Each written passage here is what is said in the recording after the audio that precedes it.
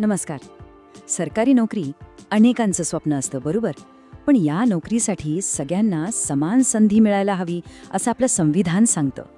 आज आपण याच महत्त्वाच्या हक्कावर बोलणार आहोत, अनुच्छेद 16. चला तर मग जाणून घेऊया हे कलम नक्की काय आहे आणि आपल्या सगळ्यांसाठी ते इतकं महत्त्वाचं का आहे. चला, सगळ्यात आधी आपल्या संविधानाबद्दल बोलूया. हे फक्त एक जाडजूड कायद्याचं पुस्तक नाहीये, अजिबात नाही. उलट हे एक वचन आहे.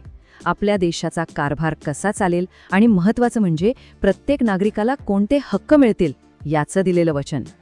आज आपण काय काय पाहणार आहोत तर बघा, आपण सुरुवात करणार आहोत घटनेच्या या वचनापासून. मग आपण नागरिकांच्या मूलभूत हक्कांकडे वळू, त्यानंतर समानतेचा अधिकार आणि मग थेट आपला आजचा विषय अनुच्छेद 16. यात भेदभावाला मनाई का आहे तेही बघू. आणि हो, सगळ्यात शेवटी हे सगळं आपल्या आयुष्यात इतकं महत्त्वाचं का आहे यावरही बोलूया. तर मग पहिला टप्पा, घटनेचं वचन. कारण इथूनच तर सगळ्या गोष्टींची सुरुवात होते. आपले सगळे हक्क, सगळे कायदे यांचा मूळ स्रोत हाच आहे. सोप्या भाषेत सांगायचं तर भारताचं संविधान म्हणजे देशासाठीचं सुप्रीम रूल बुक. म्हणजे देशाचा कारभार कसा चालेल, सरकारची जबाबदारी काय असेल आणि आपल्याला म्हणजे नागरिकांना कोणते हक्क मिळतील हे सगळं ह्याच एका मूलभूत डॉक्युमेंटमध्ये लिहिलेलं आहे. ओके, तर आता आपण संविधानाच्या भाग 3 कडे येऊया. हा भाग खूप महत्त्वाचा आहे कारण इथे आपल्या मूलभूत हक्कांची गॅरंटी दिली आहे. हे हक्क म्हणजे काय तर आपल्यासाठी एका ढालीसारखे आहेत, एका संरक्षणात्मक कवचासारखे. पण एक मिनिट, मूलभूत हक्क म्हणजे नक्की काय? बघा, हे असे बेसिक अधिकार आहेत जे आपल्याला जन्मापासूनच मिळतात. सरकार कधीही आपल्या मनाप्रमाणे वागू नये यासाठी हे हक्क आपलं संरक्षण करतात, जेणेकरून प्रत्येकजण सन्मानाने आपले आयुष्य जगू शकेल. आणि हे हक्क काही एक दोन नाहीत. संविधानाने आपल्याला बऱ्याच प्रकारचे मूलभूत हक्क दिलेत, जसे की समानतेचा अधिकार, स्वातंत्र्याचा अधिकार, शोषणाविरुद्धचा अधिकार आणि अजूनही बरेच आहेत. यावरूनच कळतं की या हक्कांची व्याप्ती किती मोठी आहे. या सगळ्या हक्कांपैकी आज आपण एका हक्कावर जरा जास्त लक्ष देणार आहोत आणि तो म्हणजे समानतेचा अधिकार. खरं तर हा आपल्या लोकशाहीचा एक महत्त्वाचा पिलर आहे, एक आधारस्तंभ. आता बघा, समान संधीपर्यंत पोचण्याचा मार्ग कसा आहे त्याचे 3 महत्त्वाचे टप्पे आहेत. पहिला, अनुच्छेद 14, जे म्हणतं की कायद्यासमोर सगळे समान आहेत.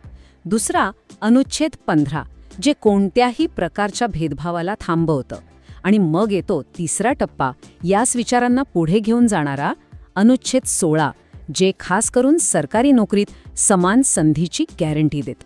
आणि अखेर आपण आलो आहोत आपल्या आजच्या मुख्य विषयावर, अनुच्छेद 16. हे कलम थेट सरकारी नोकरीतल्या समान संधीबद्दल बोलतं, त्यामुळे हे समजून घेणं खूप गरजेचं आहे. तर अनुच्छेद 16 काय म्हणतं ते असं म्हणतं की राज्याच्या नियंत्रणाखालील कोणत्याही पदावर नियुक्तीच्या बाबतीत सर्व नागरिकांना समान संधी असेल. याचा अगदी सरळ आणि सोपा अर्थ आहे, जेव्हा सरकारी नोकरीची गोष्ट येते तेव्हा प्रत्येक भारतीय नागरिकाला समान संधी मिळालीच पाहिजे.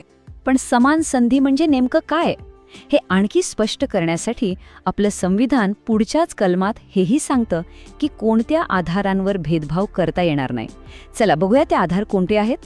हे बघा, अनुच्छेद 16(2) अगदी स्पष्टपणे सांगतं की सरकार नोकरी देताना काही ठराविक कारणांवरून भेदभाव करू शकत नाही आणि यामुळेच समानतेचा जो हक्क आहे ना, तो आणखी पक्का होतो. तर ते 7 आधार कुठले आहेत ज्यांच्यावरून भेदभाव करायला सक्त मनाई आहे? ते आहेत धर्म, वंश, जात, लिंग, कुळ, जन्मस्थान आणि निवास. लक्षात घ्या, या 7 पैकी कोणत्याही एका कारणावरून कोणत्याही नागरिकाला सरकारी नोकरीसाठी अपात्र ठरवता येणार नाही. बरं, आपण हे सगळे कायदेशीर तपशील तर बघितले, पण आता खरा प्रश्न येतो की या सगळ्याचा आपल्या रोजच्या जीवनावर काय फरक पडतो? हे सगळं इतकं महत्त्वाचं काय आहे? तर मुद्दा हा आहे की अनुच्छेद 16 सर्वांसाठी एक लेव्हल प्लेइंग फील्ड तयार करतं. म्हणजे काय तर सरकारी नोकरी ही पात्रतेवर, गुणवत्तेवर मिळावी, कुठल्याही भेदभावावर किंवा पूर्वग्रहांवर नाही. आणि का खऱ्या न्यायपूर्ण समाजासाठी हे खूप खूप जास्त आवश्यक आहे. पण एक प्रश्न तरीही उरतोच नाही का?